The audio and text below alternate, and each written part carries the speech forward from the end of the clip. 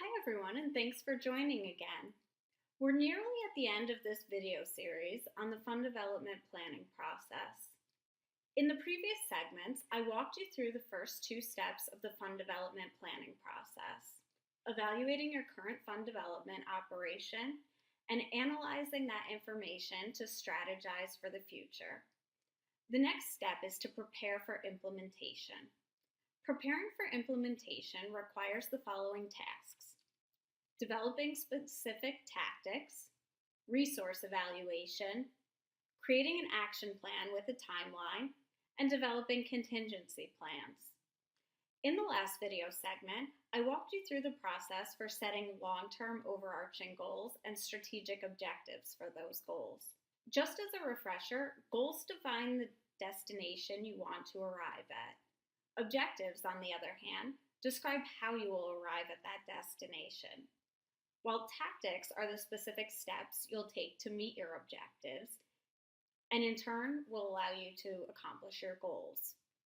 Just as a reminder, we came up with the following overarching goals: diversifying revenue streams, reducing cost per dollar raised, and doubling unrestricted revenue. We also decided on the following objectives for each goal. For diversify revenue streams, the objectives are to grow major giving $250,000 gross revenue and to identify 2 new giving channels that will target different audiences. For the goal of reducing cost per dollar raised, the objectives are to cut expenses for annual giving channels to achieve 50 cents per dollar raised, and to revise special event strategy to achieve optimal return on investment. And the last goal, double unrestricted revenue, has the following objectives: achieve an average donor retention rate of 60% per year and upgrade an average of 15% of unrestricted donors per year. Now let's discuss the next task, which is developing specific tactics. Tactics are the specific actions or strategies you'll implement to accomplish your objectives. As you develop your tactics, I want you to ask yourself 3 questions. What can you do today to enhance your fund development program? What do you have to do today to make sure that you're preparing for the future?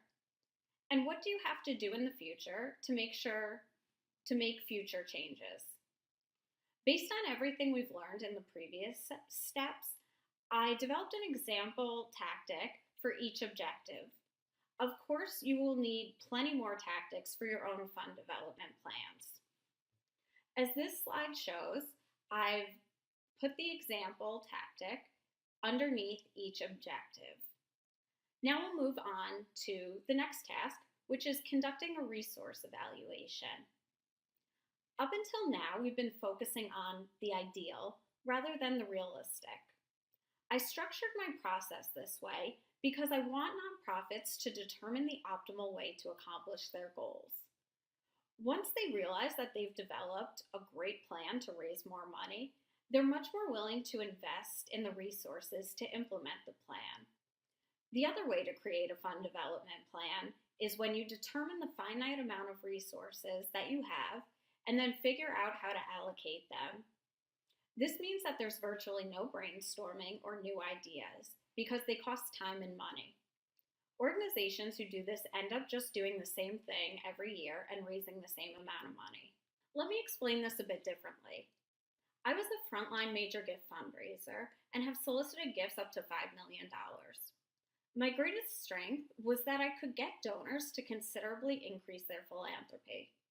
I was able to do that because I focused on getting donors to dream bigger and get past their assumptions.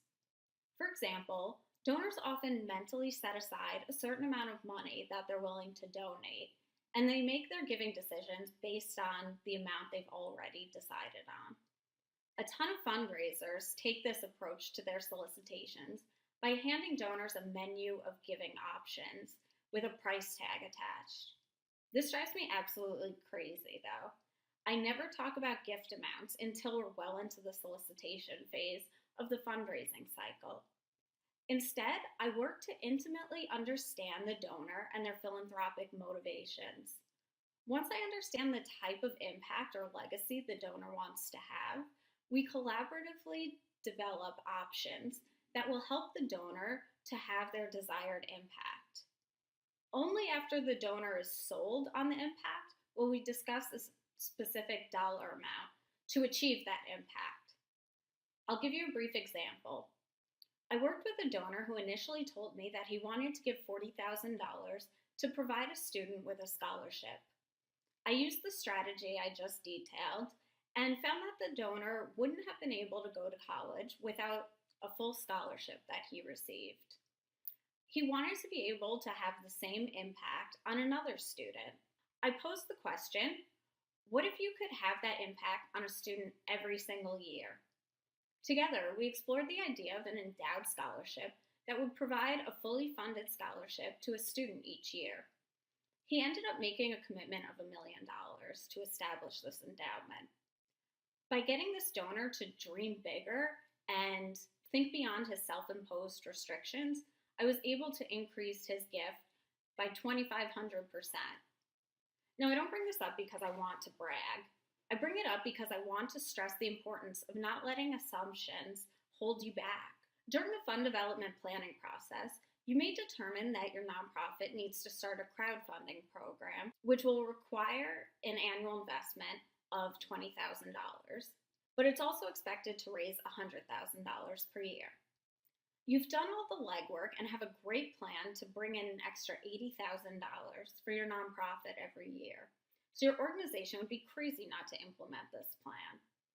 But let's say that you use the other strategy, where any recommendations that required additional resources couldn't be considered. You would have never had the opportunity to raise that additional $100,000 per year. So now that you understand why I want you to dream big, let's talk about dreaming realistically. Remember in the last segment when I had you put together a table of each solicitation channel with their strengths and weaknesses? Well, we're going to refer back to that and add a couple of columns. First, let's add a column for solicitation strategies. Now that you have your tactics developed, you know what you're going to do with each channel. The next column we'll add is important: resources needed. This is where you need to list out everything you'll need to carry out the solicitation strategies. There are 4 main categories of resources that you could need. The first category is expertise.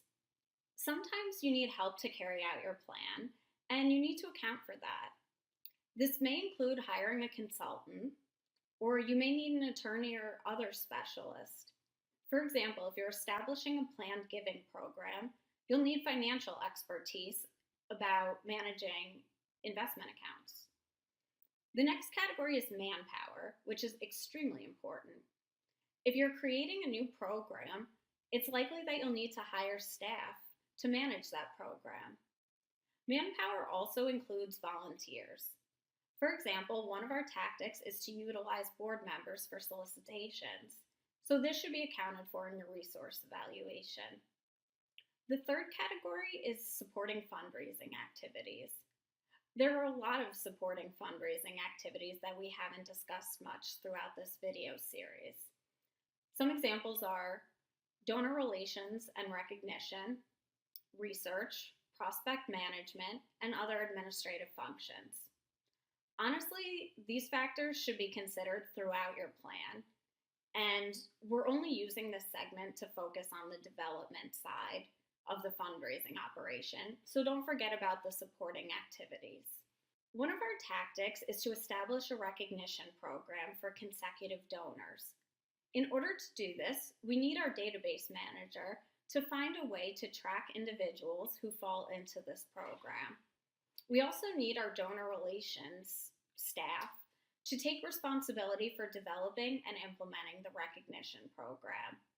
All of this needs to be accounted for and included in your action plan.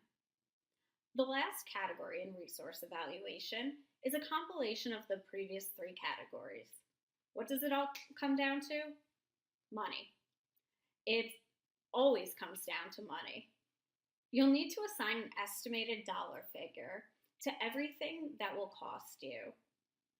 For example, to establish an email solicitation program, You'll need to purchase email append research, which may cost about $2,500. You'll also need to assign an estimated dollar figure if you don't have costs. You'll then need to establish a full budget. If there are things that won't cost you money, such as reallocating the time of your database manager, then you need to recognize the opportunity cost of doing this and justify it. You should also, if possible, include projections and estimated financial forecasting to show how your plan will bring in enough money to make it worth funding. Once you've compiled all of this information, it's time to get your board to approve the additional expenditures. If you've gone through this process correctly, you've already involved and gotten buy-in from your board of directors. You also have the information you need to get your board on board, no pun intended. You've put together a great plan, which is worth funding. I find that a board will either fund or authorize funding for a well-thought-out strategic plan. If the board doesn't approve it, you'll at least get guidance about what they are willing to fund. At that point, you need to prioritize your expenditures. In order to do this, you should first evaluate the financial return on investment of each expenditure. Then you need to consider how each item will help you to achieve your objectives and goals. From there, you'll be able to prioritize. Just like any other budget process, be creative. There may be a cheaper alternative. Remember, you asked for the ideal, now it's time to ask for something slightly less than ideal. The next task is to create an action plan and timeline. This is where you need to get really, really specific. Our goals and objectives were broad. The tactics were more specific, and the action plan will be geared toward the day-to-day implementation of tactics. For a fund development plan, you first need to list out all of the action items that you're currently doing but aren't changing. For example, if you're maintaining the same phone fundraising schedule, start by plugging in all of those dates. Be as specific as you possibly can. For phone fundraising, note the dates that you need to have your segmenting completed by. Also, what are the dates you'll be training callers? What are the dates that you'll update your database with phone fundraising records? For each action item, you need to have the following information: start date, end date, who will be responsible for ensuring that this action item is completed, and what tactic is being achieved with this action item. There's a reason I want you to assign each action item to a tactic. As I explained in the retirement saving example, there's a hierarchy. Starting at the top, we have goals, then objectives, then tactics, then action items. To ensure that tactics are successful, the action items need to be completed. Therefore, if you're not able to complete an action item, you can pinpoint which tactic will be affected so that you can find another way to accomplish it. Once you've developed the action plan for the existing development activities that aren't being changed, you need to develop the action items for the rest of the development activities. Remember all of the tactics that we identified. For each of these tactics, you'll fill out the required information to complete your action plan and timeline. I'll walk you through one quick example. For the solicit funds via email tactic, the first step is going to be to obtain email addresses for your prospect base. If you recall, one of our potential recommendations from our evaluation was to purchase email append research. So let's say that that's our first action step, to contact 3 vendors to obtain quotes for email append research. The start date will be January 10th, and the quotes will be obtained by January 30th. The development director will be responsible for overseeing this process. And as we know, this is going to support the tactic of soliciting funds via email. Once all of the information is filled out, I sort it by start date and put it into the fund development plan as a timeline. This gives you your action plan. Be as detailed as you like. I personally like to be extremely detailed so there's absolutely no ambiguity. The last task in this step is to develop contingency plans. As we all know, no matter how much you plan, things can always go awry. That's why I think it's a good idea to plan for the unexpected. Obviously, it's impossible to plan for every single scenario, but you can plan for the likeliest scenarios. For example, if you get halfway through the year and realize that you're nowhere close to your goals, what will you do in the second half of the year? When you're anticipating what may go wrong, you should refer to the threat section of your SWOT analysis. You identified external factors that could negatively impact your fundraising performance, so it makes sense to start developing contingency plans for those scenarios. Let me give you a quick example. As you know from our SWOT analysis, low staff retention is a problem in the nonprofit sector. We also know that major gift fundraising is highly staff-driven. Therefore, if a major gift officer resigns their position and it takes 3 to 6 months to replace them, you're not going to be generating a significant portion of major giving revenue during that time. This is actually a really likely scenario and happens a lot. So that's why it's important to come up with contingency plans.